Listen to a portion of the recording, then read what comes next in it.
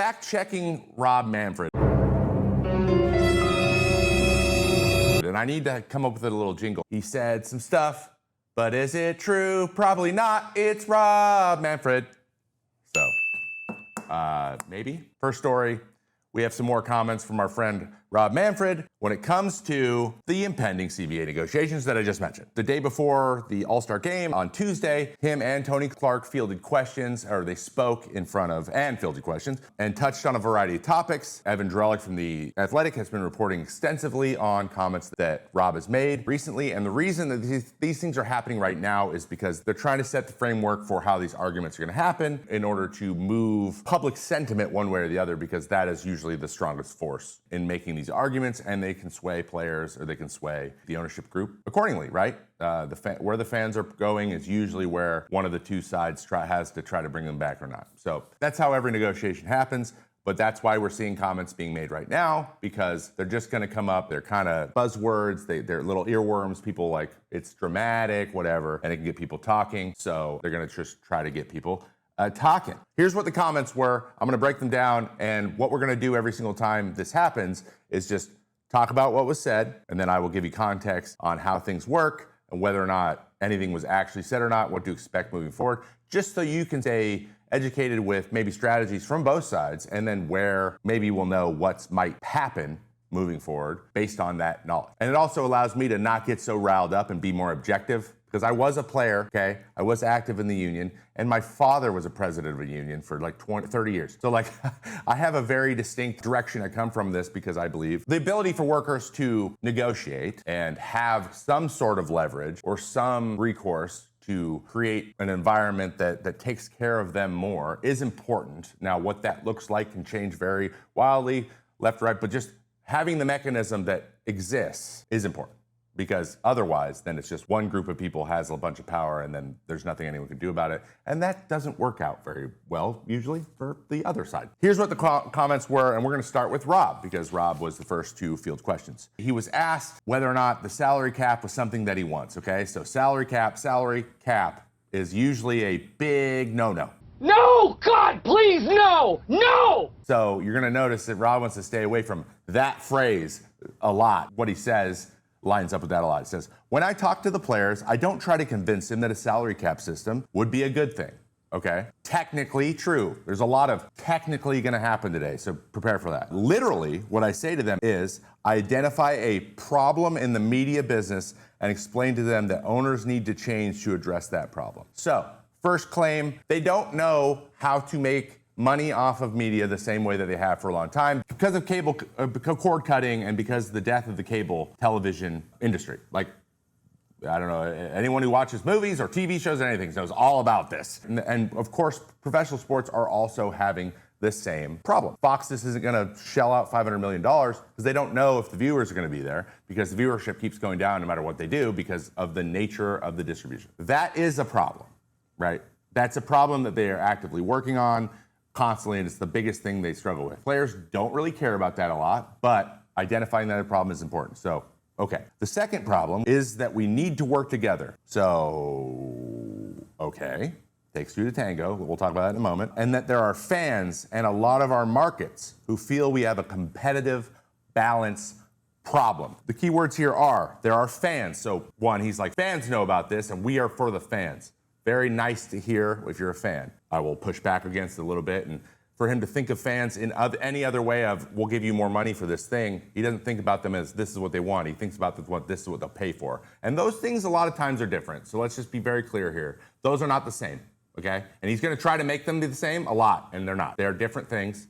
There's different situations where one of them applies and the other one doesn't, okay? And then there is a competitive balance problem. So for me, I wanna know specifically what the competitive balance problem is, and other than saying there is a competitive balance problem, Rob doesn't really spend a lot of time ever giving any detail what that means. What I'm assuming he means in this situation is the idea that the Dodgers are a super team, even though they just lost 7 straight and they're barely in first place and they've won 1 World Series since they become a super team. But I understand that. But at the end of the day, no, there's no sport in the world that has more parity than well, actually, maybe a soccer has more parity, but no, we've had no back-to-back World Series champions. We have people who are in the playoffs all the time. They are the better teams, that's true. But the champions are different all the time. And that you can't say that about other sports quite as much. All right. Last quote he said, I have never used the word salary within one of cap. Basically said, I've never said salary cap together. What I do say to them is in addressing this competitive issue that's real, again, you can say things are real all the time, but you have to be like, because,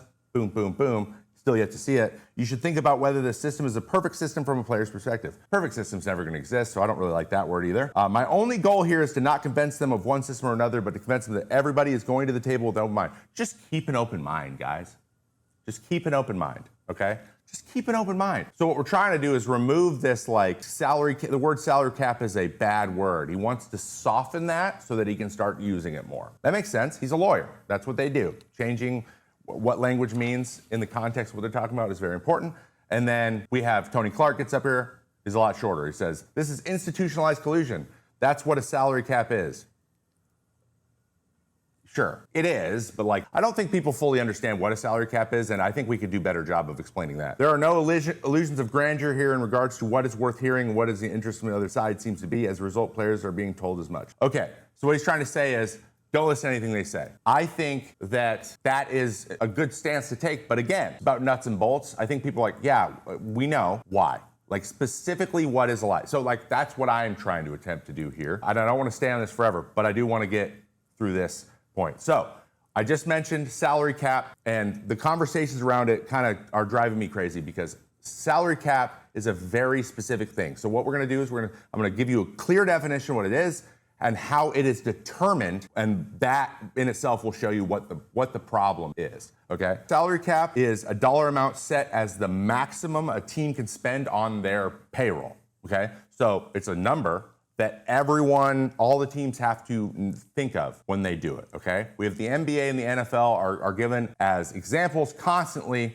by Rob, as the other North American major sports. If that is the case, okay, if we are gonna model after them, we have to look at what they are. So in the NBA, they have what's called a soft cap, where when you go over it, certain amounts of time, you get escalating penalties. Does that sound familiar? That's the luxury tax. Guys, we have a soft cap. They literally added a fourth tier for Steve Cohen, the Cohen tax. We have a soft cap. So if in effect, that is a salary cap because that is what the NBA has. So there already kind of is a soft cap in place. So we can't act like this doesn't exist because it does. The difference is in the NBA, it is determined by something called BRI or basketball related income. Very, very important to pay attention to those words. Basketball related income. So then they take the BRI and then they take the percentage of that, and then that is what the players get paid. They also use an escrow system. So they put it into escrow, meaning that money isn't touched until the season's over, and just to make sure they don't accidentally overpay players. So this escrow system, like they don't even pay, like they want to, it's to protect the owners from ever having to have any accounting mistakes, so they pay only exactly the amount they need to pay, and there's no adjustments later. That is what escrow is, okay? The NFL uses something similar, but they have a hard cap, and their split is at 48 to 48.5%, which is terrible, okay? So I just want you to know, the NFL in general has the least player-friendly agreement. They always have, okay? So he would love those two things. He would love something like that for the league because they could set a number. But the difference is it's about related income to the sport. So what happens is every league starts to remove different income streams from that BRI or whatever it is for the NFL, from that a pile of money that goes into revenue sharing. It's just not reported as revenue, part of revenue sharing. And they figure out ways to do it all the time. This is constantly happening. It's happened over and over and over again. It was the major reason when this was proposed in 1994, when the World Series was missed because of the strike, they wouldn't establish what was revenue up front. They wouldn't do it. They wanted the ability to manipulate it later. That doesn't sound like good faith to me. Does it sound like good faith to you? No, probably it shouldn't. Anyway, Rob wants this. Players rejected it back in 94, okay? Every league has conveniently left out two things when it comes to the salary cap. Clear definitions of what revenue is, like strict definitions, and then if there's a disagreement, there needs to be some sort of thing that kicks in where you get to negotiate it again by itself, right? Or you get to argue about it. Those two things need to exist. They are always denied by the league because they want as much unilateral power. They just want to make a decision and not have to worry about what the players think as much as possible because they're business owners. And then two, there's never any financial transparency, meaning They don't let anyone, like, they just go, it's this number. And you're like, oh, can we see the books to see if that number's true? Like, no, it's literally a trust me, bro system. They're just like, trust us. We care about you. Trust us. This is the number. I just gave you the number. What do you mean? Oh, you want to look at the books? Nah, you don't need that. Just believe me. What? That literally sets it up to it takes one person being like, hey, we could pull this out, and then no one can verify anything. What's the point? It's just really easily manipulated. And when money is what everyone cares about, that's what happens. So that is what a salary cap is, and that is why players don't want it, right? There is probably adjustments to be made. Deferments probably do need to be looked at. I think that a lot of people agree with that. Deferments are kind of being taken advantage of now. That's where we should say, hopefully the arguments go there, but what we're going to see is Rob using deferments to make the case that salary cap's a good thing. And they're not the same thing, because deferments don't even go on your salary cap anyways. So but he's going to say fans talking about deferments means they want a salary cap. And that just doesn't make any sense and isn't true. So you're going to hear that connection made a lot. Pay attention to it. I have a proposal, though, okay? This is how a salary cap will work. And this last part I'm going to say about this. It needs to, one, come with a high salary floor. We just need a minimum because the whole point is competitive balance. So Bob Nutty needs to be able to not run his place like a corner grocery store and run it like a professional sport team. And then two, the definition of what revenue needs to be clearly defined. And if there is a dispute, there needs to be a third-party system for bringing that into it. So you have an arbitrator, which honestly, most of the time that arbiter will probably just side with the league, but you gotta have recourse so the players can say, hey, we think this should be included in revenue, and then they can go from there. So they need both those things. Three, a third party needs to audit the league's financials every year to verify that the revenue numbers being reported are true, right?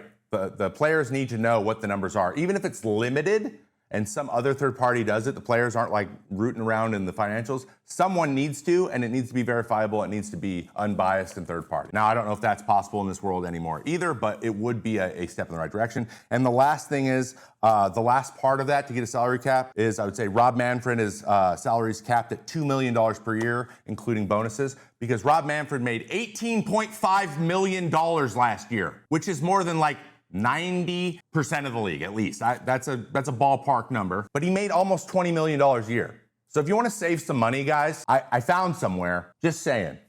Anyway, what do you guys think? Let me know down in the comments.